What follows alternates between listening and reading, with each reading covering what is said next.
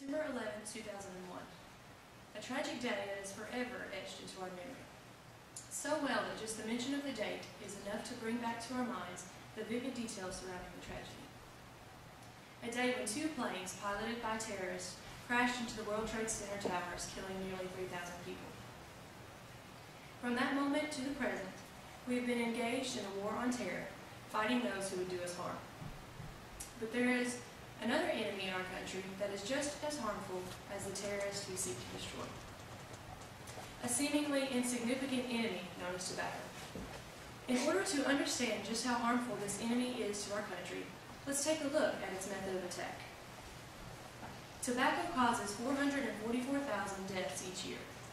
38,000 are caused by secondhand smoke.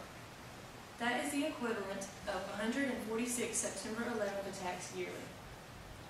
According to the regents of the University of California, cigarette smoking has been linked to several illnesses. Illnesses including lung cancer, cervical cancer, breast cancer, bladder cancer, nasal sinus cavity cancer, middle ear infection, and severe asthma. When a cigarette is smoked, the smoke that is inhaled and exhaled by the smoker is known as mainstream smoke.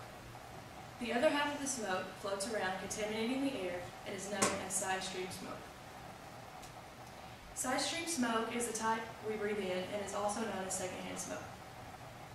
The EPA, Environmental Protection Agency, classifies secondhand smoke as a Group A carcinogen, a chemical that causes cancer.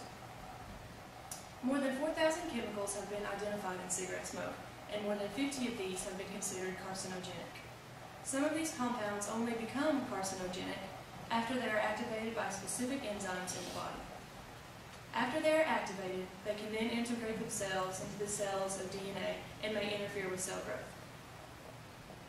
Secondhand smoke is very detrimental to infants and children, causing several health conditions, including SIDS, dental cavities, chronic respiratory symptoms, and low birth weight.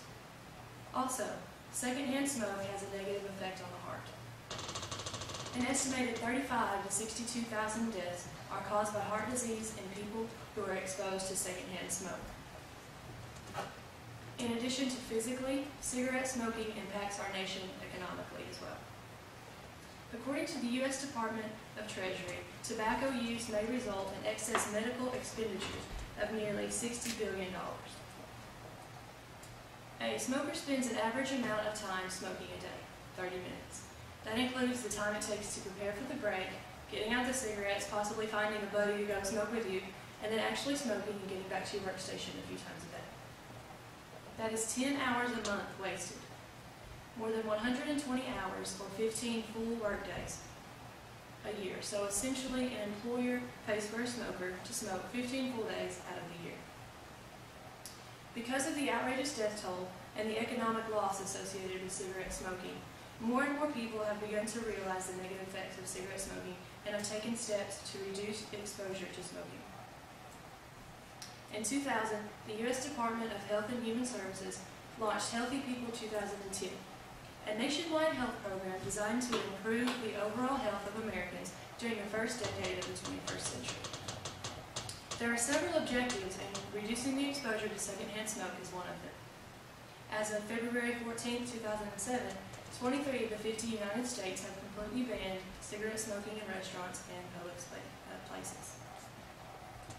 While banning cigarette smoking in restaurants may seem like an insignificant task, it has reduced the number of people exposed to secondhand smoke and has reduced the probability of tobacco-related health problems. We've explored the dangers of tobacco and cigarette smoking and its effect on our economy and those exposed to it. I hope you now have a better understanding of the risks involved.